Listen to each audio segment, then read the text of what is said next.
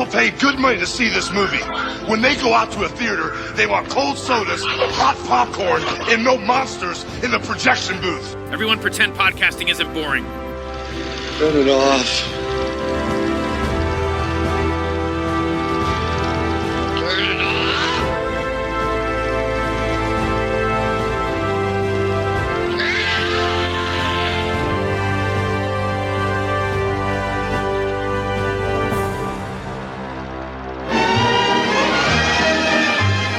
Dites-lui un mot, un seul.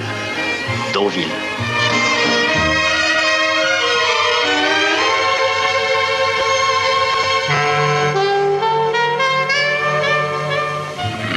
Belle gueule de voyou. Ce Bob, c'est un de vos indicateurs? Vous voulez pas dire Bob le Flambeur? Si. Enfin, qui êtes-vous? Une amie?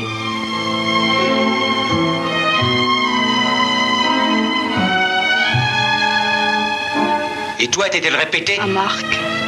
Oui, mais j'y croyais pas. Quand? Cette nuit. Casse-toi, t'as compris? Mais Bob, j'aime bien aider les hommes qui se mouillent pour le bon. Mais des mecs comme toi, jamais. Quand Monsieur Bob doit venir, plus rien n'existe. Je te défends de marcher dans ce coup-là. Enfin, non, je te défends. T'as compris? Le principal, c'est qu'on fasse arrêter ton équipe de truands et qu'ils ne sachent pas d'où vient le coup. Si ton affaire craquait et que tu te fasses arrêter, tu tiendrais pas le coup, mon vieux. T'as passé l'âge. À quoi tu penses? À ton vison ou à ta Cadillac? Aux deux.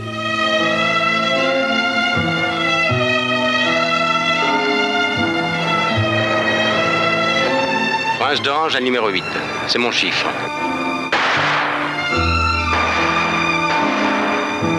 800 unités. L'affaire de ma vie.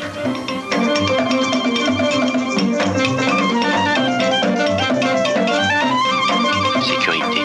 Le coffre est fixé sur un ascenseur hydraulique qui s'enfonce dans un logement en béton armé.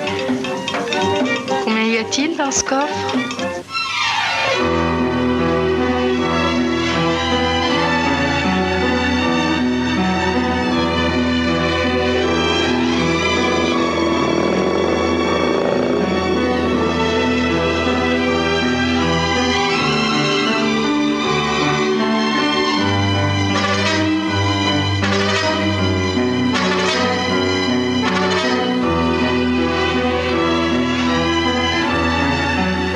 Comment faucher?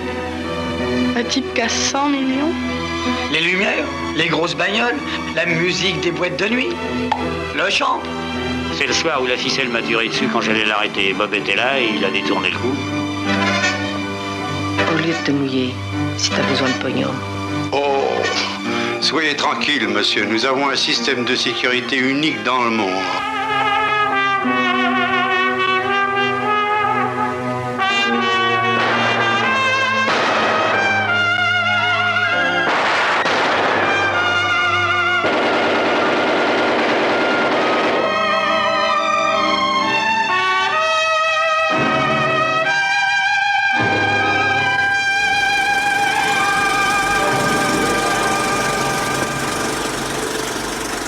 Welcome to the Projection Booth. I'm your host, Mike White. Joining me once again is Ms. Samm Deighan. Hello. Also back in the booth is Mr. Andrew Leavold. Great to be here at 6:15 in the morning.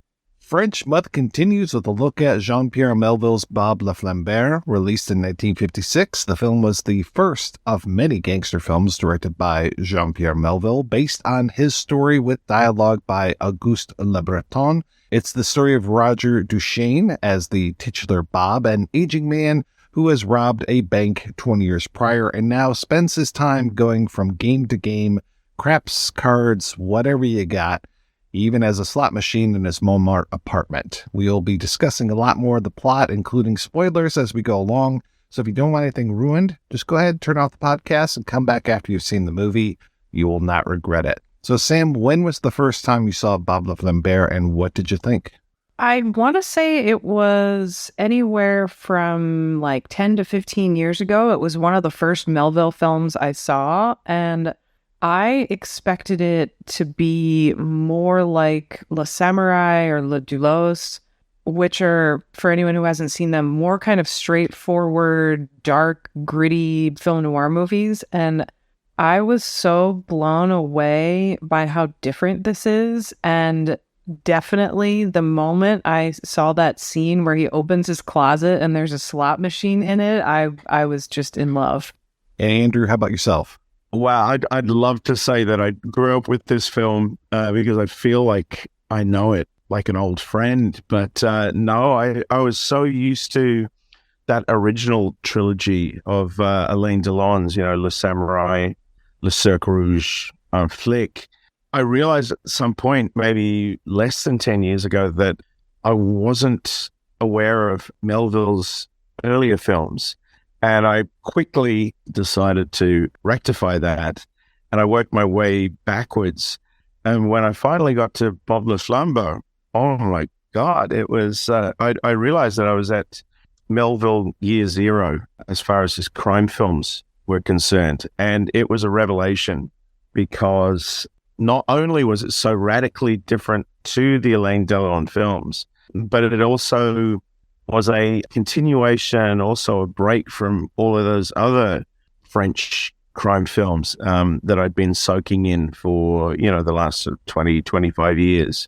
So, yeah, probably about 7 or 8 years ago, Bob came into my life and, with his impermeable and his white hair looking like an albino Brian Ferry.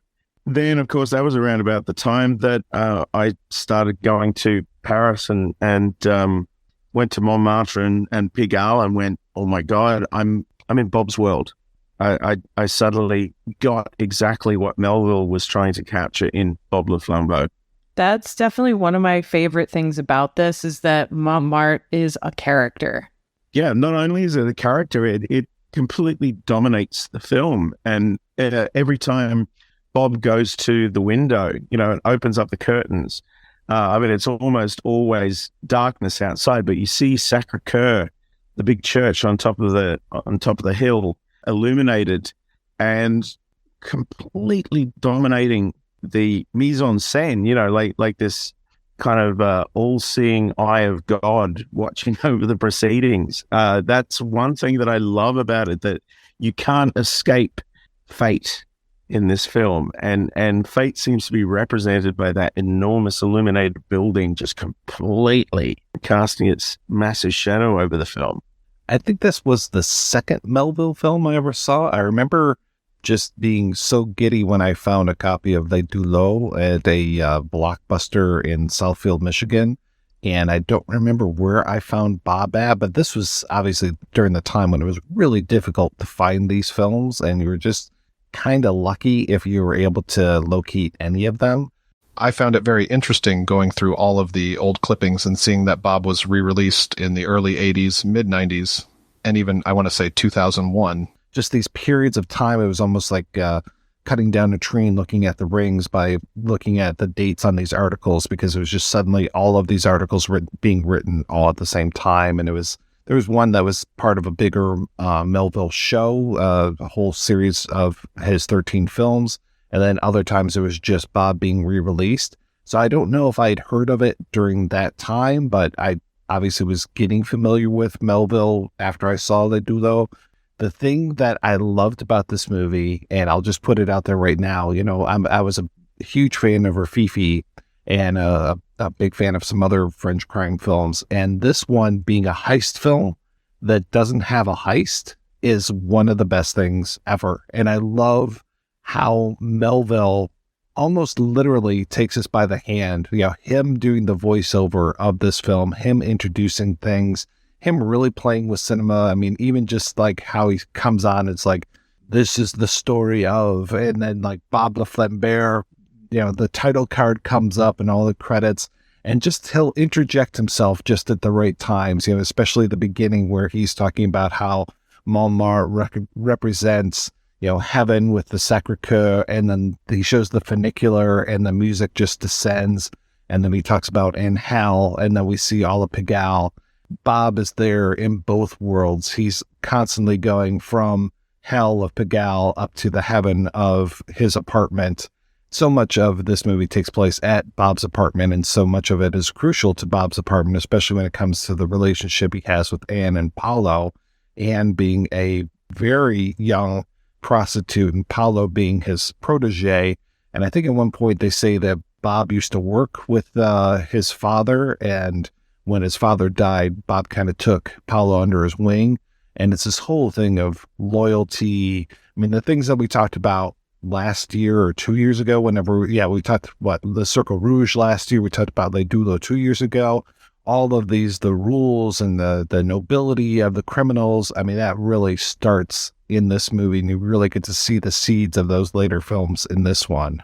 It feels almost more like his early melodramas. Like it's not even just a heist film without a heist. It's like an anti-heist film. It's like he clearly spends so much more of the narrative focus exploring Montmartre and these characters and their relationships to each other. And I don't know if you remember this, but when you and I first sort of became friends online, it was around this period where I had seen Bob le Flambeur, because I think I got the disc during that great sort of Netflix disc rental period. And I had seen that. I saw Le Samurai, and I decided, okay, I'm going to watch every single one of these films. And I sort of did kind of a version of what Andrew did. And instead of like strictly working in reverse order, I basically just watched all the films I could easily find.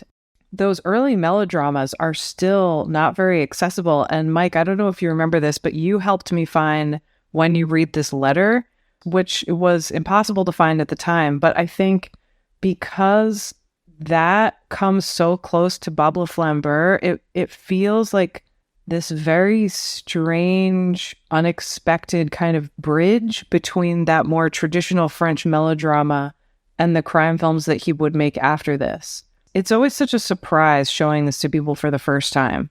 It's such a movie about relationships and just the way that he basically has two children between Anne and Paolo, the way that he protects both of them, the relationship he has with his friend Roger, the relationship that he has with the police inspector, Ledru. I mean, this is that first time that we get to see that relationship between the cop and the robber. And I'm a huge fan of John Woo. And so seeing this and seeing, being a fan of The Killer, and I'm just like, oh, this is the origins. This is where we're seeing this stuff. And I absolutely love that there's this whole thing where I think Ledru says, oh, a guy had a gun on me and Bob moved his hand. Maybe he was doing it so that the guy didn't go to prison for life, or maybe he did it out of the goodness of his heart. I don't know. And you don't know about Bob, and you don't know where he's coming from all the time, but you hope and wish for the best for him. You just feel like he's this kind of knight errant and is on the right, even though he's horribly addicted to gambling, loses everything throughout the film, gains it back, loses it again. I mean, it's really awful to see just how gambling has such a hold on this poor guy, but that's his whole thing, and this fickle finger of fate, and just how luck either is with him or not with him. And does he make his own luck? I'm not sure. Yeah, I think the entire film is almost constructed like a game of roulette, because we keep going back to that roulette wheel and the ball dropping seemingly at random into the various numbers. And I think that's the feeling that you do get from the film, that the whole thing is a game, and it's being decided by forces larger than Bob. The other thing that I really get from the film is the key to understanding Melville's universe is realizing that this is all about pre-war Paris. And in Melville's film universe, you have pre-war France, and then you have what happens during the war and the repercussions of World War II. And World War II is such a rupture within this universe that it completely upends the noble order of things. And so Bob, being this creature of that pre-war noble universe, he experiences that betrayal, the rupture in the order when he is betrayed by his compatriots and inadvertently betrayed by the girl that he loves and protects, seemingly as a daughter, but I suspect, that he does have feelings for her. And Melville actually says in Melville on Melville, he was in love with the girl. So I think, this feeling of being betrayed is part of the division of pre-war and war/post-war France that Melville is almost fetishistically trying to create within his crime films and also within his World War II films. Everyone's potentially a member of the Gestapo. Everyone's potentially out to sell them out to the secret police. The chief of police, paradoxically here, is also part of that previous order, and there's that beautiful relationship between the two that only pre-war France would have been able to maintain. That's one of the things that really drew me to his films early on, is they have this sense of being very set in a specific time period in some ways because of the costumes and the cars and the style, but also having this sense of being very kind of out of time. If you have directors who make period piece films, it's like I've seen some critics try to argue that some of Melville's films are like that, but it's exactly what you're saying, I think. It's like he's setting them in this fantasy version of the past that's not the real past. It's this ideal that he has in his head, especially in terms of these masculine values of honor and, how loyal are you and what are your morals? And it's obvious, I think, with this film more than any other that he made after, the way that he really idealizes what Bob represents is just this universally beloved guy. Those early scenes almost remind me of Disney's Beauty and the Beast, where she walks down the street and everyone says hello to her, and it's every place Bob goes, everyone's so excited to see him. It's how often do you see characters that are that sort of whimsical in gangster movies? Absolutely. And it's a construct, just as Pigalle in Bob le Flambeur is a construct. It exists somewhere in a kind of filmic twilight world that's partly Melville's own past and also a Pigalle that's been filtered through this fetishistic obsession with Hollywood, and specifically pre-war Hollywood.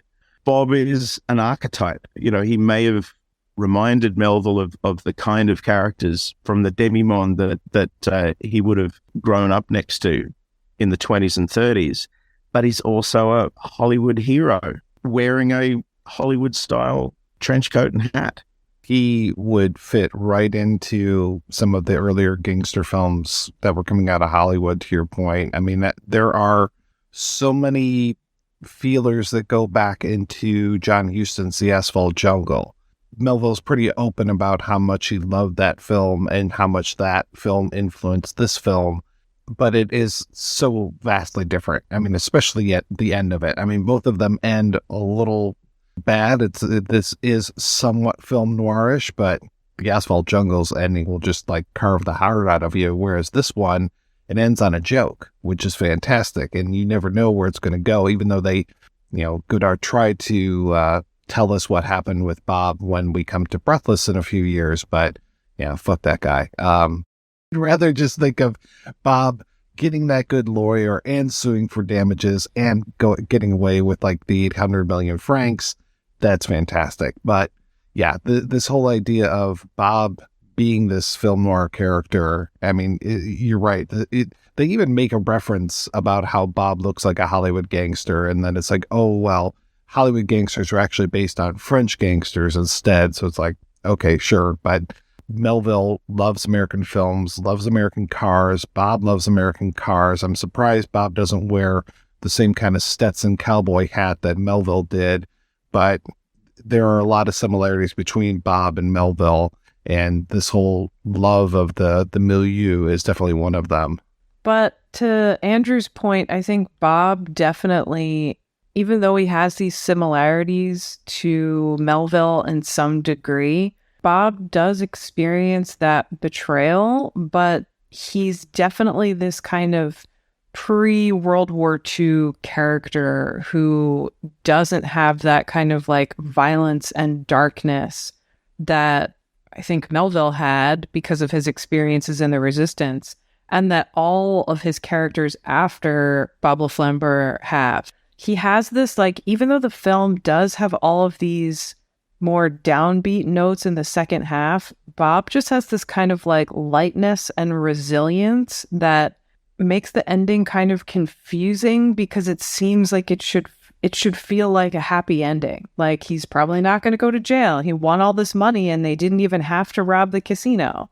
But at the same time, it doesn't. It's like very mixed emotions throughout. When you're wondering why is he even going ahead with the robbery when he knows, I mean, he's getting betrayed multiple times and he knows he's getting betrayed. He's got Paolo who spills the beans to Anne because she's trying to impress her. She spills the beans to, what's the guy's name? Mark, the pimp. And then Mark is on the hook with Ledru to give him something. Otherwise, he's going to get arrested or kicked out of France type of thing.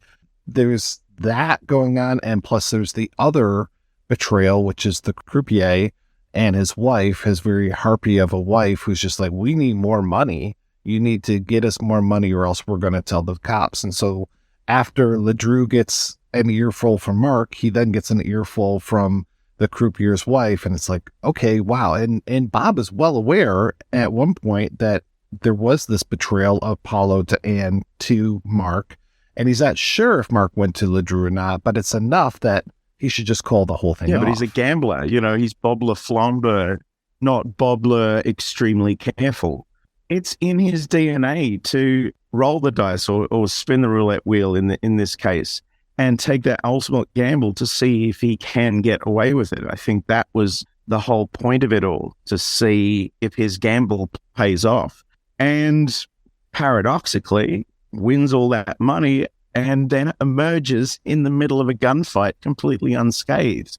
I mean, it seems like the gambling gods were smiling upon him. Maybe not completely in agreement with him, but he does manage to, slide through magically, I think. And there's the magic of the film, you know. You know, you made this point earlier about how there's this issue of sort of fate always winning out, especially in Melville's later films where fate seems particularly angry. But here, the story does go through those beats that you described of, you know, we see him winning some money and losing some money, and it's just this constant up and down. But it seems like the more times I watch this, it seems like that's what Bob wants, is he wants that kind of instability and unpredictability. And that's what's exciting to him about life, is sort of, he has this Montmartre Pigalle ecosystem where there is this moral code, and if you don't follow the moral code, you get shot at the end of the film. But it's like that quality of things being up and down, it's not as tragic as I think it feels in maybe later Hollywood movies where you see people, you know, in something like Leaving Las Vegas, where there's all this kind of gambling and drinking excess. Or Chibi Khan in The Gambler. That's another one of the great fatalistic. But here you get this sense that it's not as fatalistic because he has this community to support him and he supports other people within it. And I think maybe that's what gives it that sort of pre-war kind of wholesomeness. There's a very innocent quality about it, despite the fact that he's a hard-boiled, hard-bitten gambler. There's magic around him. You know, he is kind of like the Snow White sprinkling pixie dust. He is. On everyone in Pigalle, you know. Well, yeah, when you find out that the bartender, that she had this dream of opening up a bar and he's the one that staked her. And it feels like he doesn't want anything back by that. He just wanted to help her out. And he just feels, super magnanimous. It doesn't feel like he's there conniving and wheedling and saying, oh, if I do this for you, you do this for me. Yes, magnanimous is the right word for him. He is this Saint of Pigalle, that he is there to experience fate at every turn, go to the horse races and win big on William of Orange or whatever it is, Prince of Orange, Prince of Orange, and then go to Monte Carlo and lose the whole thing. Just in an afternoon, he can go from riches to absolute destitution just in an afternoon.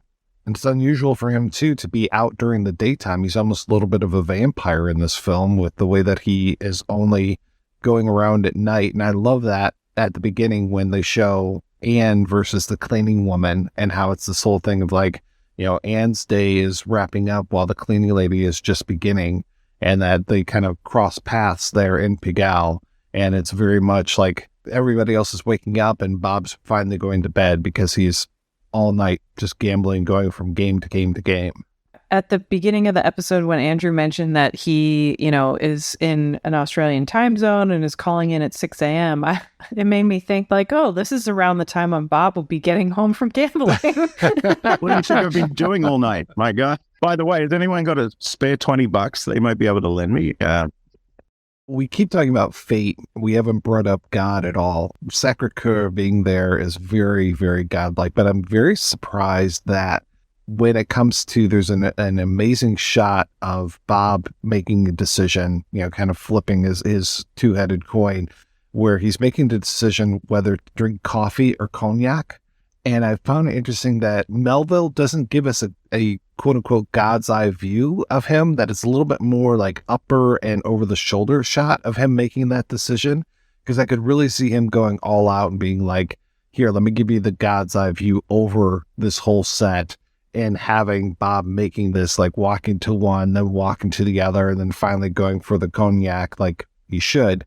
But yeah, I was glad that he wasn't as literal as that. I don't know if it's just that the studio that he was shooting this in wouldn't have allowed for that, but I think Melville could have and would have done whatever the fuck he wanted. And that's always the thing with Melville, even in this early stage of his work where it feels very rough. This feels almost like proto new wave to me. And I love it, though. I love that it has that feel to it, that it feels like what you guys are trying to do in like a few years here, Melville's already doing this stuff right now. Well, I don't think you get a God's eye view. You get a Bob's eye point of view. It slightly above Bob. And Bob flipping a two-sided coin means, I think literally, that he is ultimately the master of his own fate. You find out at the very end that the coin that he uses, it has the same thing on both sides, which I think really underscores that the final note is he is master of his own fate. He's making it himself. And so if it has its ups and downs, that's something he desires. And this relationship with Roger just is going along with him the entire time when he does make all of these bets on a coin. And it's just like, oh, I knew that was a two-headed coin all this time. And then Bob coming back with, well, I knew you knew that it was a two-headed coin all this time. It's like, what a swap, motherfucker. Jumping briefly back to your point about the new wave, when I was watching Bob yet again this morning, I was thinking about Melville's use of his own voice for the voiceover narration. That must be where Godard got it from, because he does it from his very first short films. And it's crazy to think that, like, basically without this film, you, I think, would get a very different new wave, because it seems like they're just pulling directly from him. Well, yeah, I didn't realize how other filmmakers, like I knew that Melville showed up in Breathless and him doing that whole thing of, I want to become immortal, then die, that whole thing. It's so good. But I forgot that he was in a Chabrol film, and did he have something to do with Truffaut as well, or am I just making that up? I don't think so. I knew that he knew all of them because of their early connection to the cinema clubs, because they all started reviewing films and were all big fans of his movies. But I also know that pretty early into Godard's career, Melville was like, whatever you're doing is bullshit. And they stopped being friends. I suspect that all of those guys who became the new wave, and we can never include Melville in any sort of club because Melville was just out there on his own and refused to join, any club that wanted him as a member. I think that those guys all had the same sort of love-hate relationship as they did with American pop culture in general and the conventional cinema of the US, the genres that they were riffing on, and the films that Melville deliberately embraced. They would have had a problematic relationship with those because they're simultaneously trying to embrace them and also debase them. And I think they did that with Melville as well. They would cite him as an influence and then tear strips off his new film and say, how bourgeois, how disgustingly pro-American, pro-Hollywood. Yeah, I think Melville occupied that really sort of thorny ground between the new wave and the Hollywood establishment, and also the French film establishment that would have been seen as collaborators with the dreaded Americans. I think what I was thinking of was that he was in a Romer film, Sign of the Lion, but also so was Godard, so was Rene. So there were a lot of other folks in that one with him, but that's what I was thinking. It wasn't the Truffaut. I think the Truffaut connection is that the guy that plays Ledru ends up going and being in the 400 Blows. I think that's as close as we got with that. I love Ledru. I absolutely love Ledru, and I love his attitude. I love the guy's face. He's one of these great faces that we have. I mean, you talked a little bit about the albino Brian Ferry look of Bob. All of these people have these great faces in here, and it was so nice to see. And I swear that Bob has a little bit of a Jean Gabin look to him, but much more lean and hungry than Gabin had looked in a while. He definitely has a sort of classier edge. Like earlier when you were talking about how you were surprised that Melville didn't put him in one of those Stetson hats, which he loved. And I just can't imagine that happening because Bob has this very specifically kind of old world style and class. And a lot of the older male characters in this film have that, whereas the younger male characters, even if they are wearing sort of similar clothing, they come off way more gangster-like because they just don't have the same kind of ease and presence and that like self-assurance that Bob seems to have. Well, you know what all these young guys are? They're post-war punks. And they would be in Melville's universe, not like that suave pre-war guy who struts around and looks into the mirror periodically just to make sure that he's maintaining his gangster cool. That part is so great because like the first time I saw this, I remember thinking like, okay, here's this sort of suave, distinguished older guy who for some reason is up at 7 a.m. and says he's going to bed, but stops at a bar and at another gambling game first. And so for him to look at himself and say that like, oh, it's a real gangster's face or a real hood's face, it's like, is it? Yeah, I love that that's his first line too, that he doesn't say that he's going to bed, that instead he just like, puts his head on his hands like he's going to, so that the first line is that whole a fine hoodlum's face when he's looking at himself in that dirty mirror. And it's like, oh, that's so good. There's so many moments that I'm just like so excited when I watch this movie. Like when they get the safe crack stuff and they hook up the big loudspeaker to it so that they can hear where the tumblers are, and I'm just like, oh, that's so cool. Or when he has the chalk outline of the Deauville casino out on this field, and I'm just like, that is so cool that he's doing this whole thing with the floor plan. I mean, there are so many great moments like that, and I think it's like an hour into the movie and Melville comes back on the soundtrack and he's just like, this is the way Bob wanted it to go. And then we get to see the heist take place in the middle of the movie, and we get to see it go off without a flaw. And then we get to see how bad everything fucks up after that. This feels like the anti-Rafifi. He's like, okay, so we're going to spend all this time getting the gang together and working on our strategy. But here, those moments where they're planning the heist, it feels like just a reason for them to hang out together. Like, it doesn't have that, like, that sort of anxious sense of purpose that a lot of other heist movies have. It's like, okay, here's where this should go. And it's almost like they're just having fun. Well, they've already planned it, and you've already seen the planning in meticulous detail. It's like, why would we bother to even film the heist? We've done it. And so the actual heist itself would have been a really sort of dull afterthought. Melville being dyed-in-the-wool contrarian and determined to be out there, you know, in a club of one. This was definitely the mischievous Jean-Pierre saying, well, you know, I'm going to make it a heist film without a heist. And of course, the future new wave guys are all like, genius. Let's make an anti-crime film. Let's make an anti-gangster film. You know, the idea of doing something contrary to the film establishment would have been like, you know, like diving into a swimming pool full of cognac. It would have been intoxicating.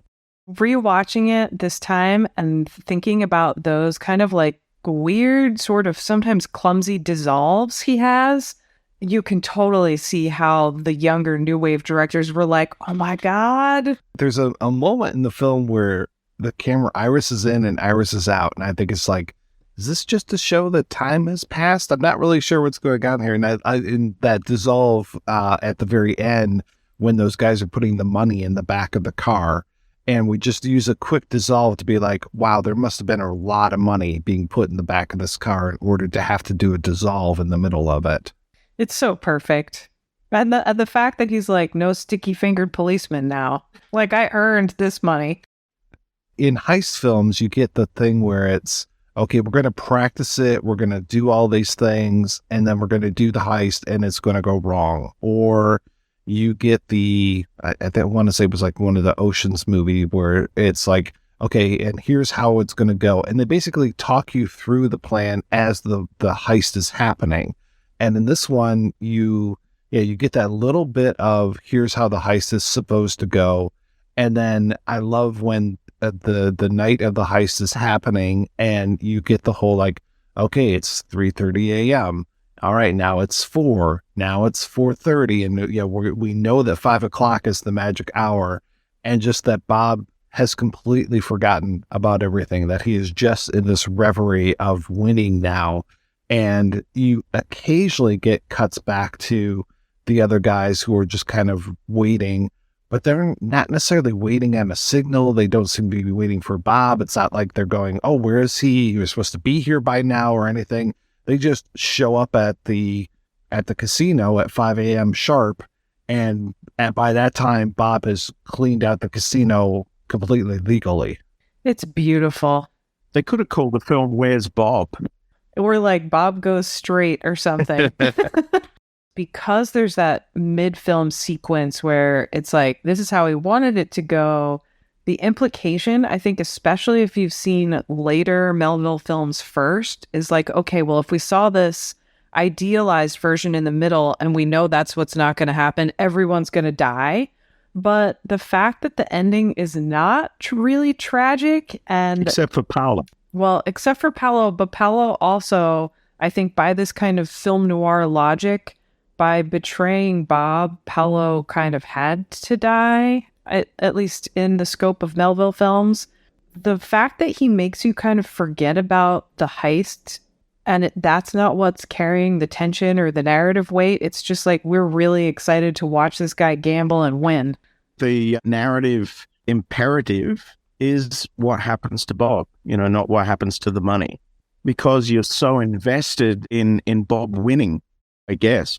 And that's really the beauty of it. It's not a love letter to Hollywood crime films. It's a love letter to characters like Bob and the world in which they inhabit.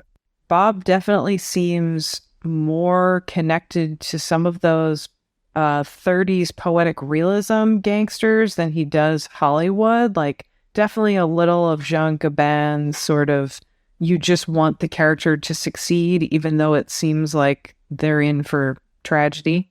I see a lot of parallels between Bob and Pepe Le Moco, and just the way that Pepe is kind of stuck in the Casbah, and for me, Bob is there in Montmartre, and he's not stuck there necessarily, but that's his world, and that's the world that he has chosen to live at. And for me, I totally agree. Paulo, he betrayed Bob, and worse, he murders Mark while Mark is on the fucking phone with Ledru.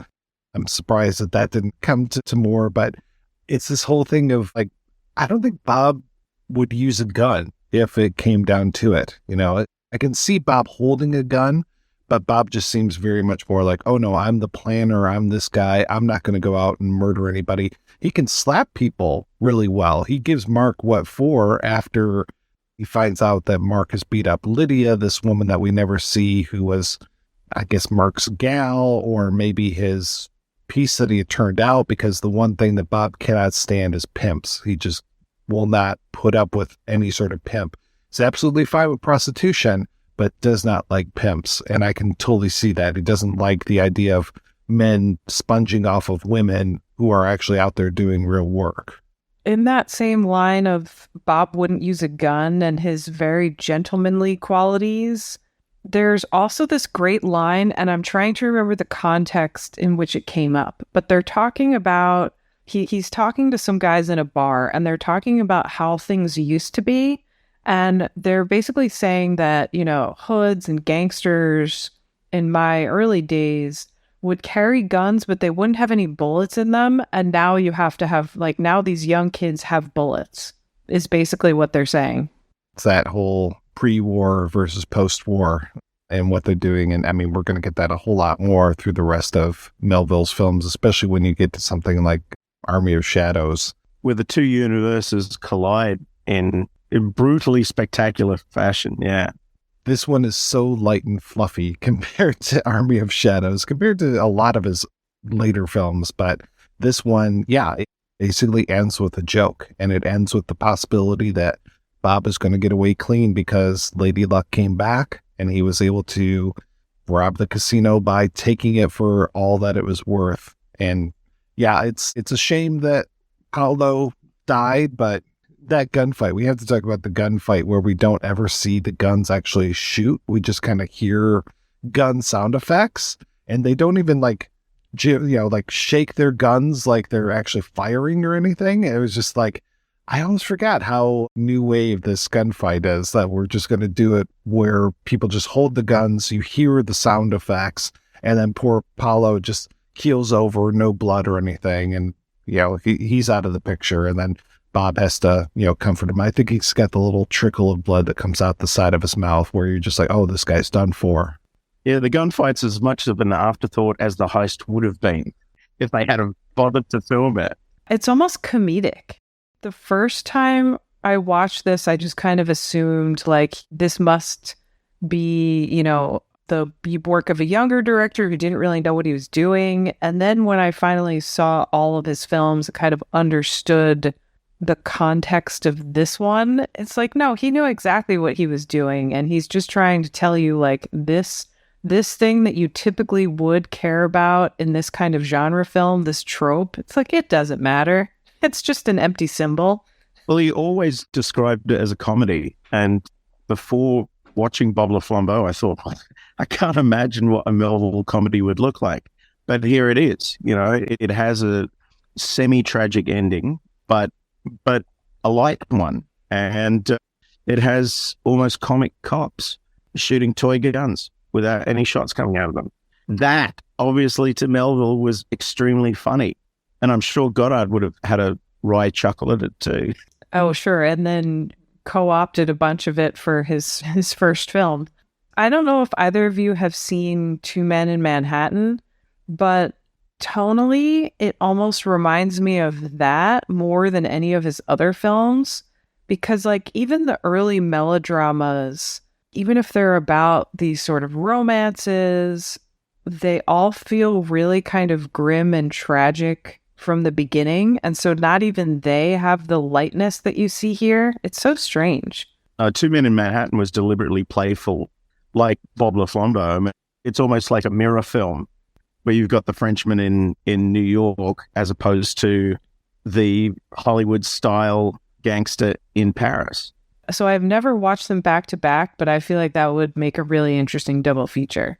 Yeah, and it was very nice. Ginette Vincendeau, in her book, Jean-Pierre Melville, An American in Paris, she groups those two in another film together, and I'm trying to remember which one it is, if it's Magnet of Doom, or it's definitely not The Second Breath, and it's not Les Deux, though.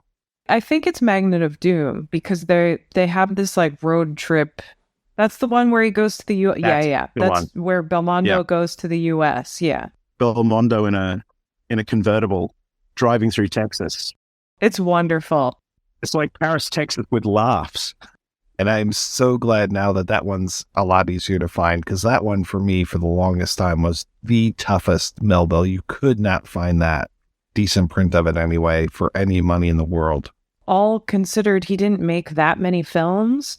And to have things like Le Doulos and Le Samouraï and Le Cercle Rouge be so acclaimed, but like half of his films you could barely find for a while, it's so weird, because they're all great.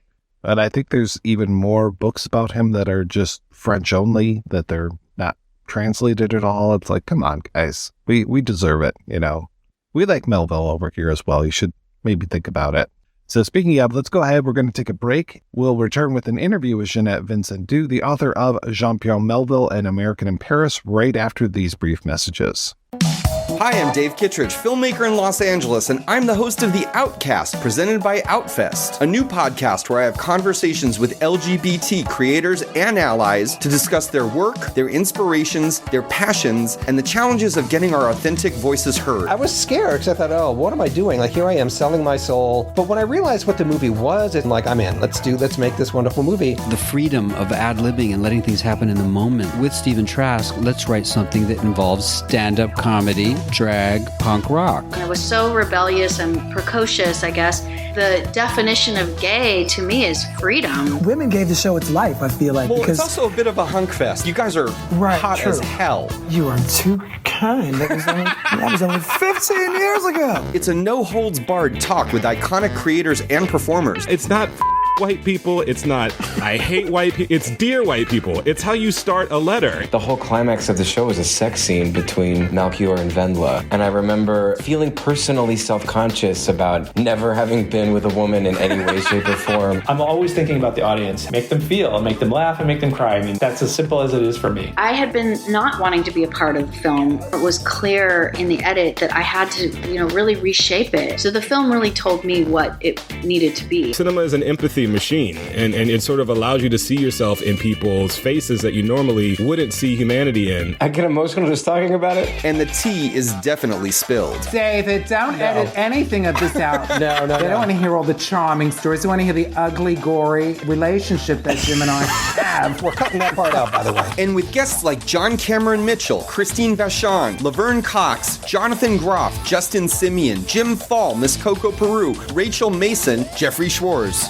H.P. Mendoza, and fabulous queens Shangela, Eureka, and Bob the Drag Queen. I'm sweating the house down. Oh, mama. You never know what's going to come up. You know me, I'm so big and strong that Eureka and Bob actually hide behind me, and I protect them. She is quite the chihuahua, mama. She does pop up. I was like, wait, should we have had security the whole time? I think they think I'm the security, bitch. It's season 1 of The Outcast, presented by Outfest, premiering in the summer of 2020. Hope you can join us.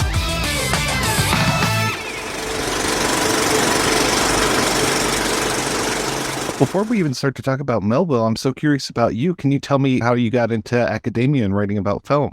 I'm French, obviously, and I studied English in Paris at the university at the Sorbonne, English language and literature. And then I moved to England theoretically for 1 year as part of my degree, and then met my husband, and so then I stayed. And then I happened to be in a town called Norwich. This was in the mid-late 70s, and when film studies was really beginning to be developed at the time.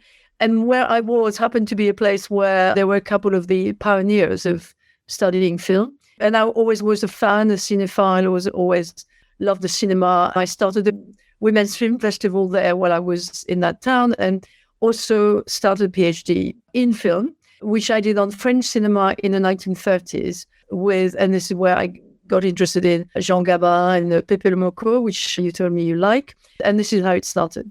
What was the first Melville film that you ever saw? Le Samouraï.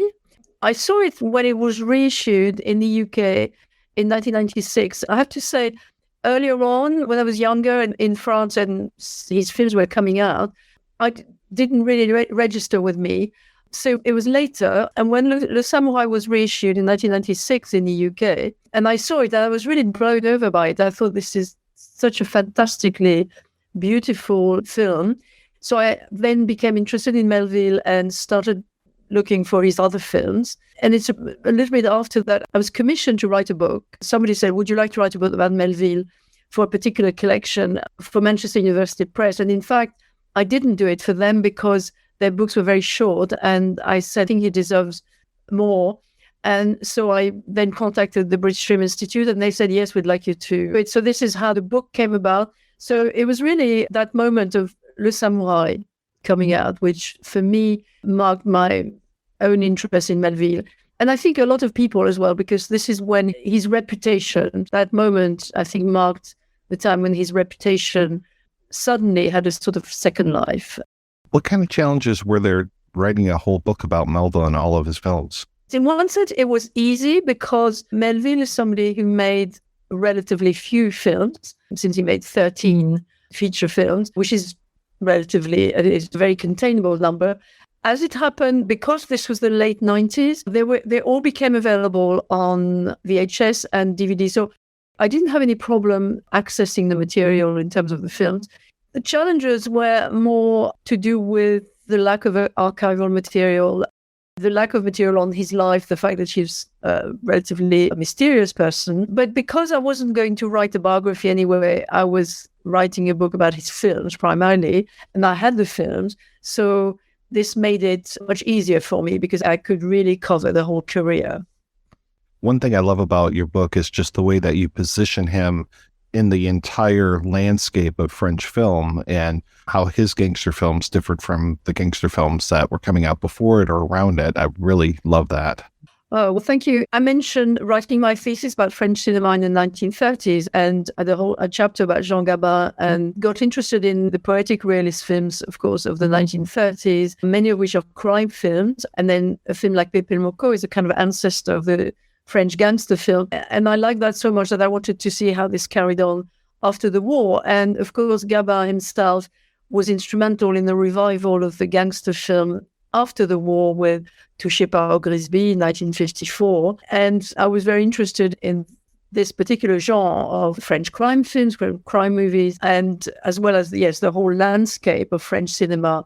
In that post-war period when Melville emerges is a particularly interesting period, I think, for French cinema, because you have in parallel the popular genre films, like the gangster film, for instance, but you also have the beginning of the new wave in the late 50s of a kind of different kind of film. So I think Melville, and certainly Bob le Flambeur, is a film that it can be usefully seen as in between those traditions or belonging to both in a way. I always had an interest in popular French cinema, in the films that people actually like to see, as opposed to simply the great films that critics recognize. Now, of course, when you look at the 1930s, like for my thesis, they all sometimes were the same. So films like, or Pepe le Moko, they're great films, like great filmmakers, but they're also extremely popular with the public. I'm always interested in how the films fare with the public, how they're embedded in the culture at the time. Melville was a perfect figure because he was both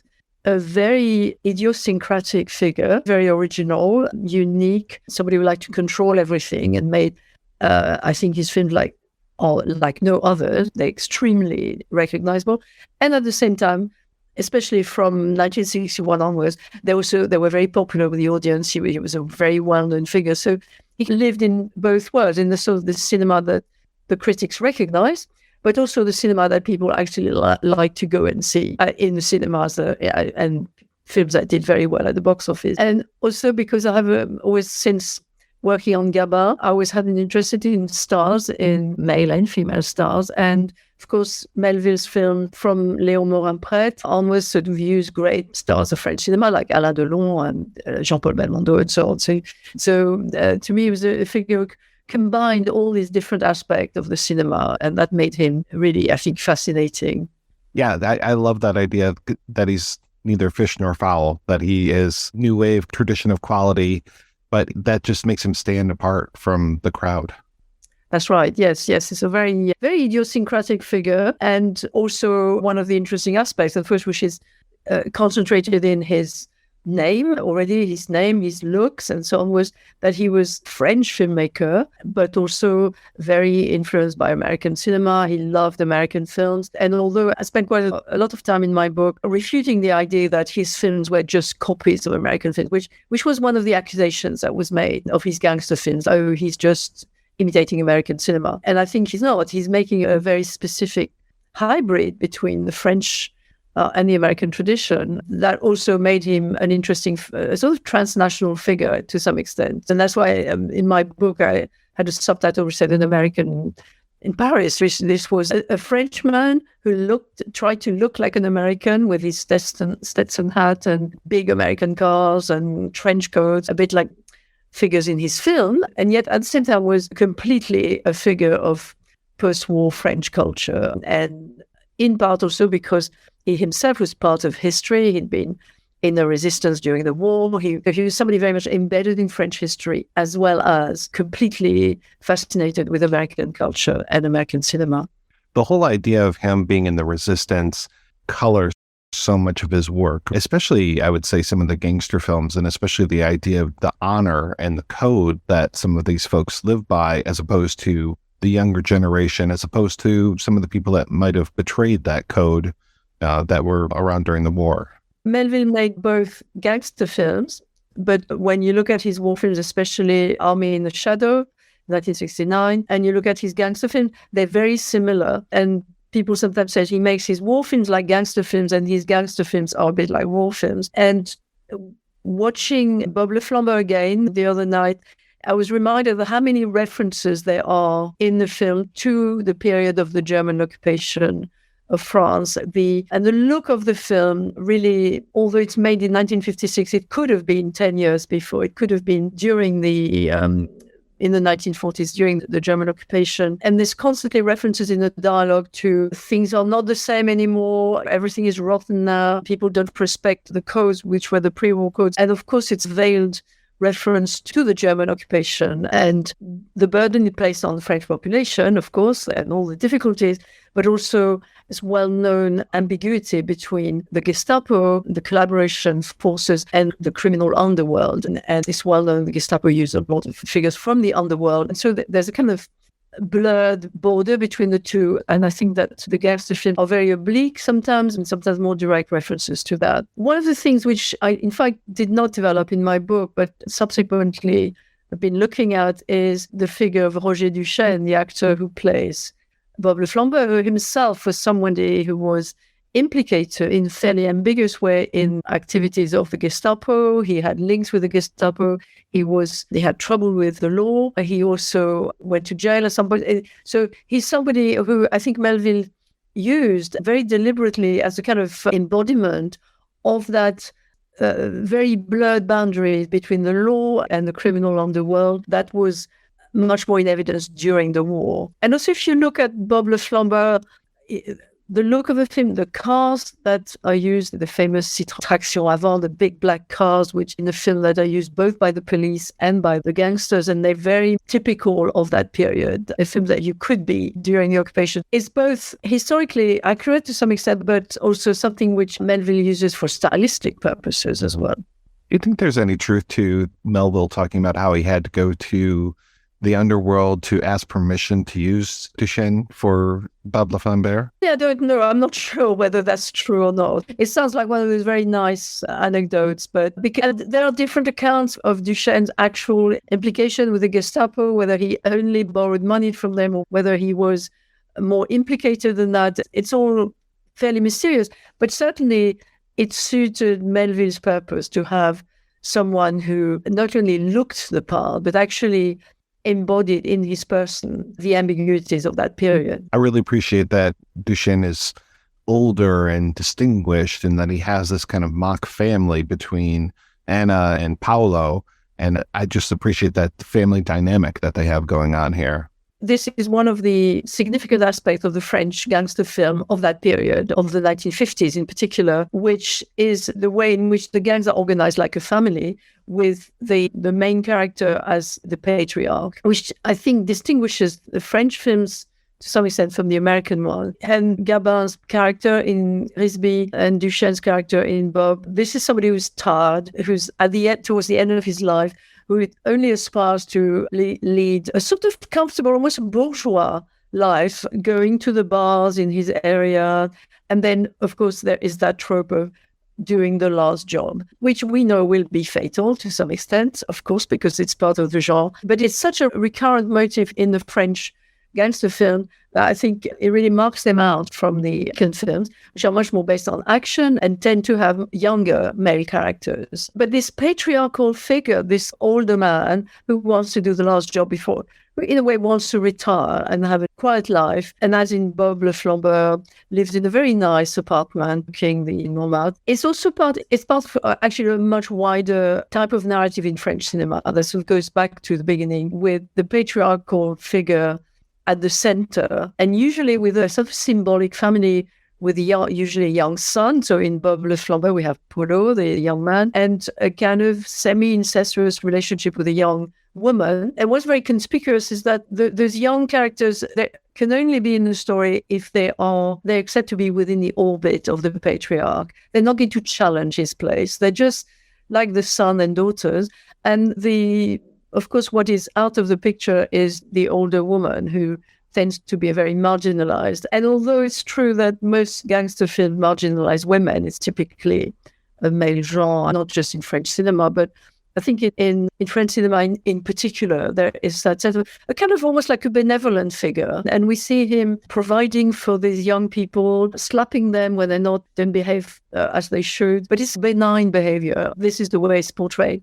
And I think it's very specific to the cinema, because if you read the books on which those films are based, such as the work of Auguste LeBreton, who scripted all the book on which Grisby is based, they are much nastier, they're much more violent, they're much more misogynist. And so it's a much more bitter and violent world than whereas the films sort of portray this kind of rather nice and benign. The real families are never there. These people don't have homes to go to their wife or their children. The surrogate home is in the cafe where they meet their characters. So to me, this is one of the charms of the gangster films of that period. And Bob le Flambeur is very typical of that. How did Melville handle women in his films? Generally speaking, partly because he chose to work with genres that are traditionally masculine, like the gangster film. The majority of his films portray a world which is mostly male, in which women are marginal. They're either like Yvonne, the woman who runs the bar in Bob le Flambeur, again, very benevolent figure. They're not treated as unpleasant or aggressive, but they're really marginalized. Or as in they work like a sort of, their role is to be an alibi, and one senses to guarantee the heterosexuality of the characters, but they play really a very small role. And some of the films practically eliminate women.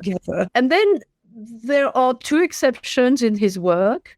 One is a film he made in the 1903, really. His first film, Mère, The Resistance, gives the woman quite a prominent role. Now, it's the adaptation of the book, so instead he's following what that book does. And then he made a melodrama called Cette Lettre, when you read that letter in the 50s again, and where a character played by Juliette Gréco, the singer Juliette Gréco, has quite an important... It's a melodrama, it's a love story, so she has quite an important role.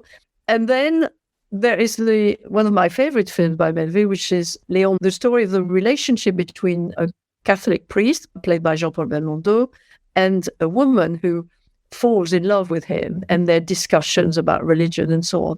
But this is a book that is an adaptation, and it's an adaptation of a novel written by a woman. It's an autobiographical woman. It's an autobiographical novel by a woman who's retelling her story set during the war. But these are, I would say, these are very much, they're the exception. And then everything else, all the great gangster films, Le Doulos, even Un Flic, which has Catherine Deneuve as obviously a big female star, but it's really, again, a marginal place. So Melville's, his main movies are really films about men and about masculinity, and he chose the genres that enabled him to do that. So I think they're very interesting studies of masculinity, but at the same time, if one looks for important female roles in these films, then they're not there. And so I think it's a function of the genre, and it's a function of his interest in those masculine figures. And when one looks at his image with the trench coat and the Stetson hat, one has this kind of masculine figure, which at the same time was someone who was very cultured, was married all his life. Personally, I don't see Melville as misogynist, but I think it's someone who was interested in a predominantly male culture. Having only been to Paris one time, can you tell me a little bit more as far as the landscape and especially the whole idea of Montmartre and Pigalle and how those were in the 1950s versus today?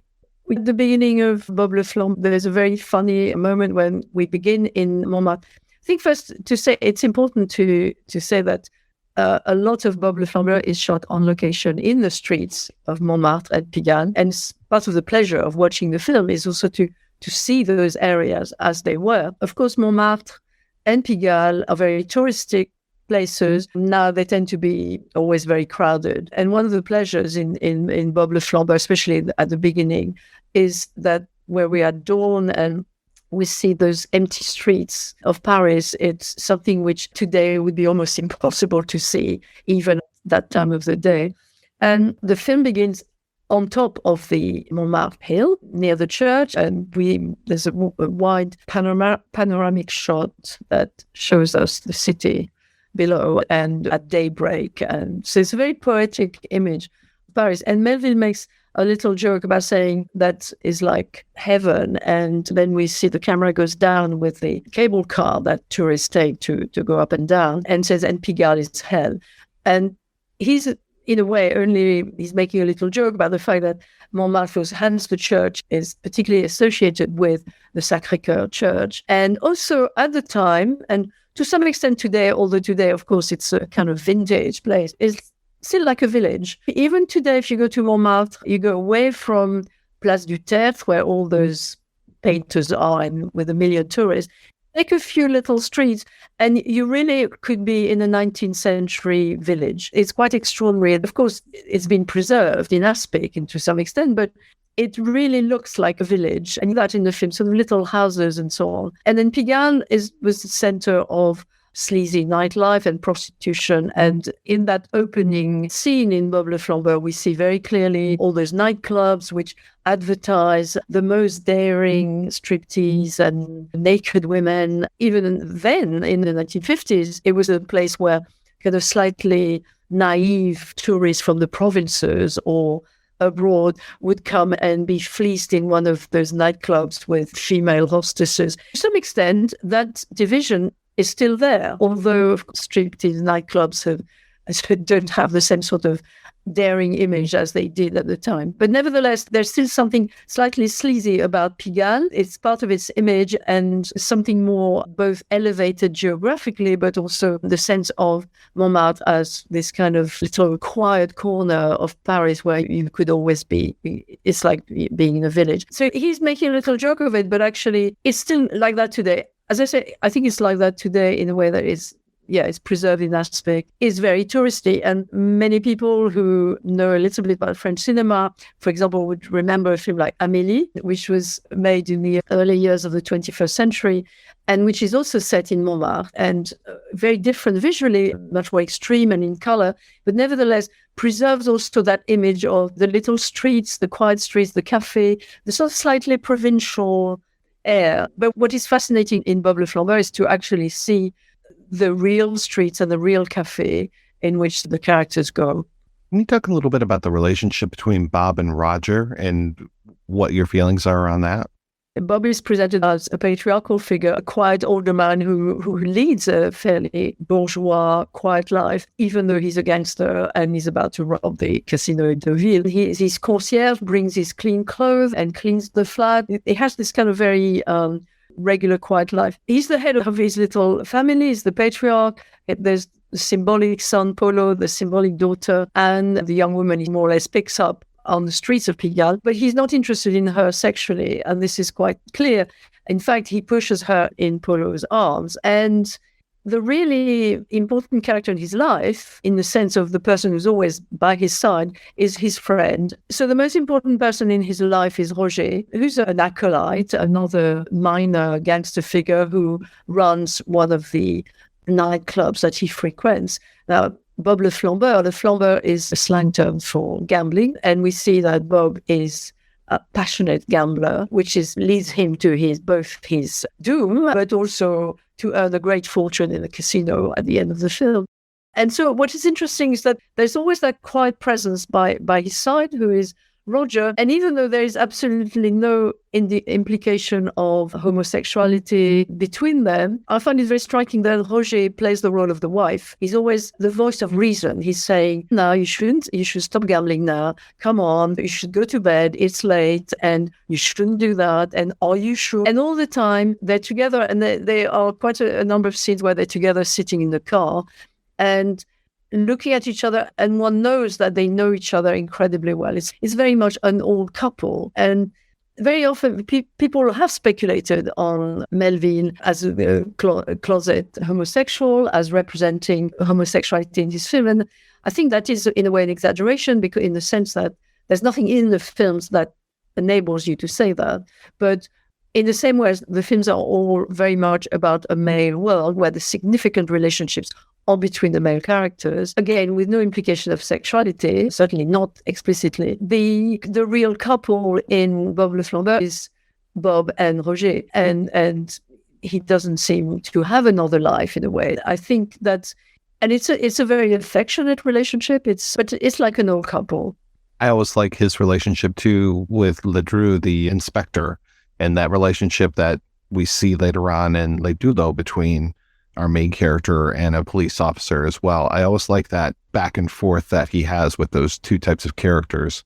Yes, the relationship with Ledru is also very interesting, and you're quite right. And I see it as both, this is part of this male world where men who observe the same codes understand each other and respect each other. So Ledru respects Bob and Bob respects Ledru. I think it's also an oblique comment on the occupation, the German occupation period, of a time when there was this blurred lines between the police and the criminal underworld. And it's at that point in the film towards the beginning, in particular, when there's a discussion of Bob by Ledru with one of his inspectors, and who says the criminal, isn't he? He's a gangster. And Ledru said, yes, he's a principled guy and he saved my life. And it's this network of honorable male figures who might be enemies but are not, because they respect the same codes of behavior. What are you working on lately? I'm finishing a book about a French filmmaker called Claude Autant-Lara, who was one of the great figures of the tradition of quality and had much longer career than Melville. He started in the 20s and went on to the early 70s. But his great period was during the war and in the 50s. And he made great classics like Devil in the Flesh and La Traversée de Paris, which is a great film about the German occupation. And you asking me to talk about Melville reminded me that there's an interesting similarity, because both in a way kind of difficult figure, difficult in their practice, very, very demanding directors, very controlling figures, great filmmakers, but also filmmakers whose life really was their work, that although obviously they had a private life, but it's very marginal, and everything they did was geared to their filmmaking, although they were terribly different. But nevertheless, I suddenly see that there is a similarity between the two. I know you said that the Melville book, you were actually hired to write about Melville, but otherwise, how do you pick your subjects? It's an interesting question. In a way, very often one thing leads to another. And as I say, I'm within the general field of French cinema. I'm particularly interested in popular French cinema. So I've written on filmmakers, on actors like Gabin, filmmakers Melville now, and I've also written quite a lot about Bardot. And the Gabin is sort of, because in my thesis, which I didn't actually publish as a book, all the bits went published in different ways, but the chapter on Gabin became the book on Gabin. And then it became part of this book called Stars and Stardom in French Cinema, where I have a sort of a range of stars. And now, again, that's an old book now, and I've been asked to update it, and I should do it and add some new, more recent stars like Omar Sy, for example. The Bardot came out, yes, of that interest in stars, and following Gabin's career, then there were films like En cas de malheur, which is a film by Claude Autant-Lara, which has Bardot and Gabin together. It's the only film where they are together. My two favorite stars and French stars together in the same film. But so, yes, it's partly, in the case of Melville, it was seeing Le Samouraï. I'm guided by the material in a way. It's what interests me. And there's quite a lot still to be done about this kind of cinema. There is a feel, as a coherence, in the sense that a lot of it has to do with those popular filmmakers and stars of, let's say, from the 1930s to the 1960s. So far, it's been really within that area. Professor Vincendeau, thank you so much for your time. This is great talking with you. Thank you for asking me, and thanks to you watching again. I've hit rock bottom. I've changed my ways. What's this game, Monsieur Bob? Money game.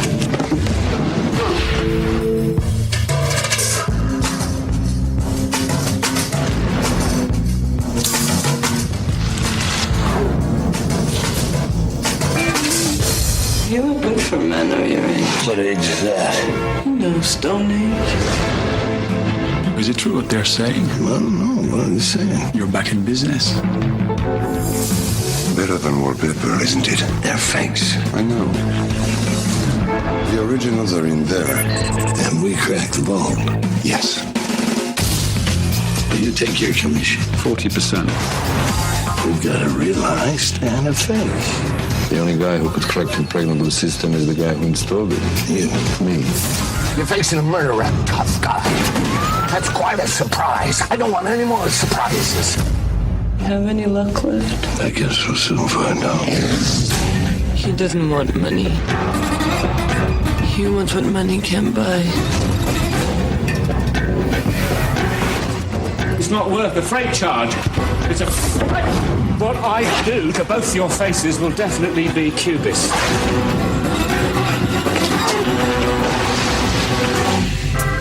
That's life. Around she goes to where she ends, no one knows. All the people say. Always play the game to the left.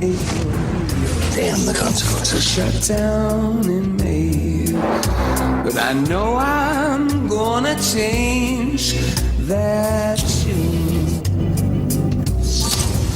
When I'm back on top in June, I say that's life. All right, we are back and we're talking about Bob le Flambeur, and I'm sorry to say, folks, but we're going to have to talk about the remake that came out in 2003 by Neil Jordan. I was saying before we started recording that I remembered this one being a lot worse than it is. I rewatched it this morning. I had seen it in 2002, when it came out at the Toronto Film Festival. I don't remember if I knew that it was a remake of Bob when I walked in, but I definitely realized it very quickly thereafter, because it's weird, we've got character names that are the same, though I think Roger is now the cop. The name Roger is now the cop, and rather than Bob's good buddy that he has. It's interesting. It's like a distorted echo of the original one. Did you guys have a chance to see The Good Thief? So I haven't seen it in a few years. I think it's something that I rented out of sheer boredom. Neil Jordan, I grew up watching a lot of his films, like Company of Wolves and Interview with the Vampire, and I think he often makes flawed films, but they're always interesting. But this one, I couldn't bring myself to rewatch it. And I, am a very outspoken hater of remakes, so that's, I'm sure, part of it. But I just don't understand why you would remake this movie and give him that kind of like that heroine motivation that he has. How depressingly post-war. There's really nothing. Maybe someone disagrees with me, but I don't think there's very much about heroin that's whimsical. I mean, maybe you could write a film like that. Maybe if you inject it into your funny bone. The level of acting is good. Nick Nolte as Bob now, and I like, and I fuck up his name every time, Keki Cairo playing Roger, playing the Ledru role.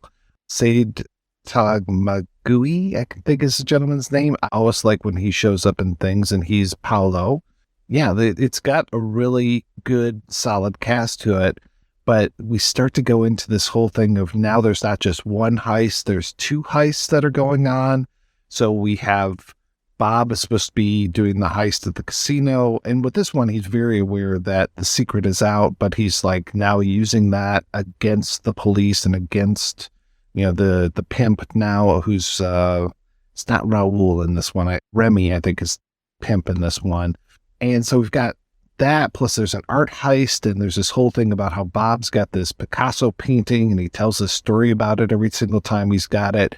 And then we find out later on in the movie that it's actually a fake, but, you know, maybe that's playing in with this art heist. But then we find out from the Ledru character that all the artwork in the museum that they're about to rob is fake anyway. It goes way too many places, and it's got this kind of slick sheen of the early 2000s, very desaturate the color a lot of times. We do this kind of weird slow motion effect a few times, and yeah, just Nick Nolte. I mean, that he's on heroin at the beginning, and then he kicks the heroin halfway through. He has to do this whole like train spotting thing. I'm surprised there wasn't a baby going across the ceiling. I was just like, okay, you know, and he like kicks heroin within like 2 scenes. I'm like, oh, okay. And then the Anne character, I'm like, she's very, very centralized to this film. And I'm just like, I don't care about her that much. I care more about Nick Nolte, and I care more about the Roger / Ledru character. Well, thank God I never bothered to watch it. I knew you'd give me enough reasons not to, and there it is, you know. And I share Sam's, you know, disdain for remakes in general. I think Neil Jordan made one good gangster film, and that was Mona Lisa.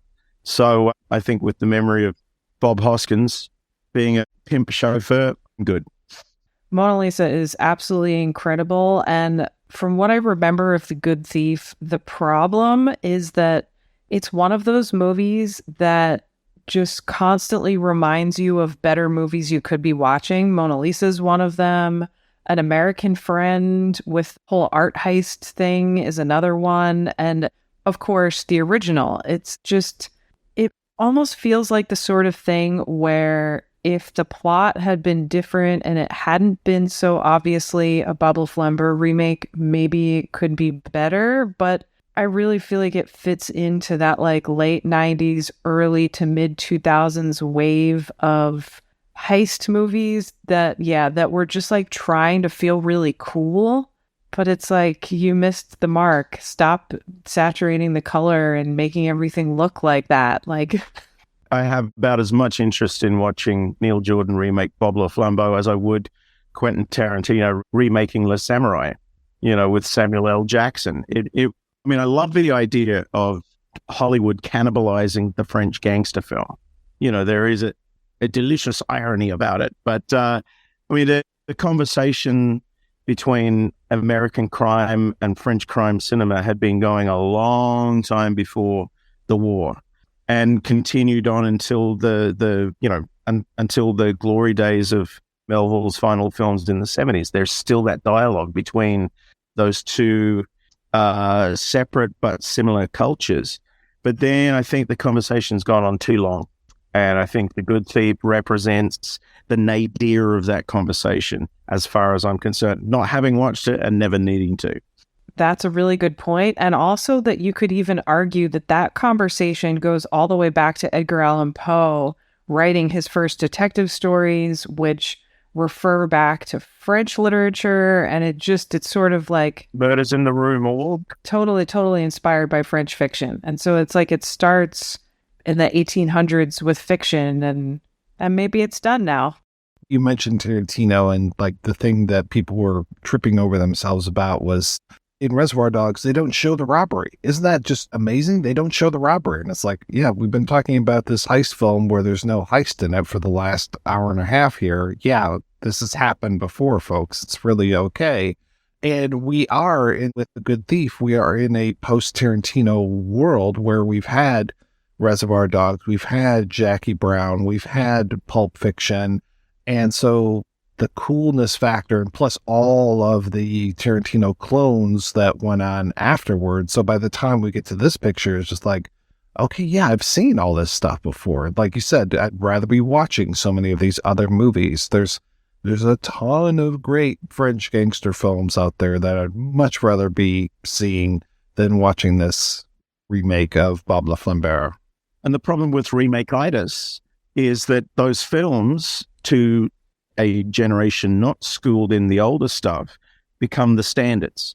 You know, they replace the films that they'd cannibalized in the first place. And so that's the danger of not doing your homework or not having an inquisitive and adventurous backward-looking glance into film history. You think that these flashy remakes and it's quite dangerous.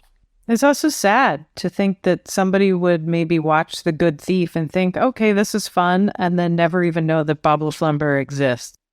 Yeah, and you get to The Good Thief and you hear even Leonard Cohen on the soundtrack, and you're just like, oh, Leonard Cohen on a soundtrack, just like Natural Born Killers. And it's like, yeah, trust me, Leonard Cohen has done stuff before Natural Born Killers. He was around for a few years. Did you hear that new singer, Leonard Cohen? Yeah. He even did a cover of that Concrete Blonde song. And even the end of the movie, the end of The Good Thief, is Bono doing a cover of That's Life, which was obviously made famous by Frank Sinatra. And you're just like, oh, I'd rather be watching Ocean's 11 then. Okay. I would much rather be living in a universe where instead of U2 getting famous, Gavin Friday's band, the Virgin Prunes, became world renowned. Like, U2 are a blight on humanity. I haven't even told you, at one point, Andrew, there's a twin gag. The Polish twins show up, and I don't know if that really ever plays out in the movie. Like, allegedly, there's this whole other plot that's going on, and I don't know if I just wasn't paying attention or just didn't care, because I'm just like, okay, now there's twins involved, and somehow they're going to help rob the casino while Bob is actually winning. Yeah, who gives a shit? And that is also a quite annoying problem of those 2000s crime movies, is they include a lot of these like flashy elements, like the sort of twins gag, that it's not crucial to the story and we never return to it. It's just like, oh, here's this cool thing to keep your attention for 2 minutes. So annoying, such bad storytelling. It's like in the 2000s, you know, you'd had 10 years of the Sons of Tarantino, and everyone was kind of getting a little used to that level. And so you had to jack the level of excitement up in the films, and everything became like, you know, watching video games on, you know, meth just became hyper, you know what I mean? Like beyond hyper. And I can't even imagine what going to the cinemas to watch those pieces of shit would be like, because, you know, unless you're on Ritalin, none of it would even be stomachable. Yeah, I'm trying to remember when Smokin' Aces came out, because I think that was kind of the ultimate of that, where, yeah, to your point, I was just like, am I on something? That was a hyper. That's the one I was thinking of. That's exactly it. There's also that one, what is it called? Lucky Number 11. Oh, God. I saw that in the theater. Jesus Christ. Oh. All right, guys, let's go ahead and take another break and play a preview for next week's show.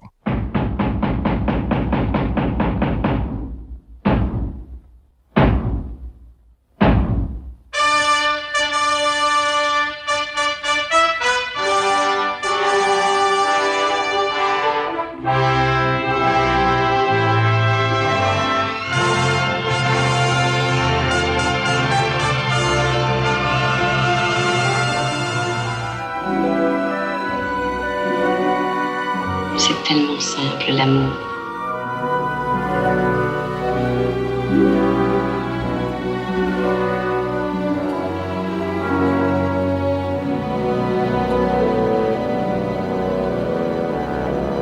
Allez, c'est ça!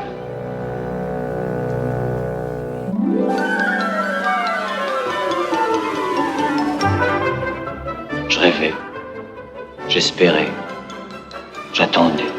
C'est peut-être vous que j'attendais.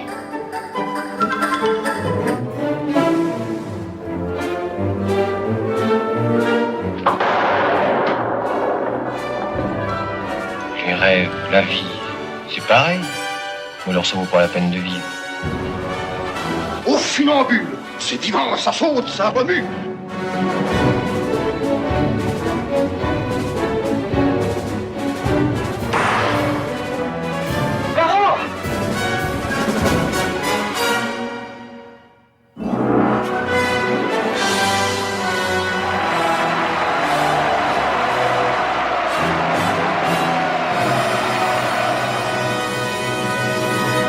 That's right, we'll be back next week with an episode on Marcel Carné's Children of Paradise. Until then, I want to thank my co-hosts, Sam and Andrew. So, Andrew, what's been keeping you busy lately, sir? Touring my new punk rock music documentary, Pub the Movie. That kicks off its Australian theatrical season in about 3 days. So that's going to be a whirlwind, 5 to 6 weeks. Running around Australia, showing the story of this crazed Melbourne punk rocker and cartoonist who captured his life in cartoon form for about 35 years in a weekly cartoon strip called Pub. So it's a fascinating story about a man, his pencil, and the crazed punk rock music universe that swirled around him for 40 years. And then I've just started on my new documentary series called Film Safari. I started shooting an episode in King's Cross, the red light district of Sydney, where these two amazing women who are now in their 70s and 80s used to make porn films in King's Cross in the early 70s. That's the great untold story of Australian cinema right there in the midst of the Pigalle of Sydney, King's Cross. Yeah.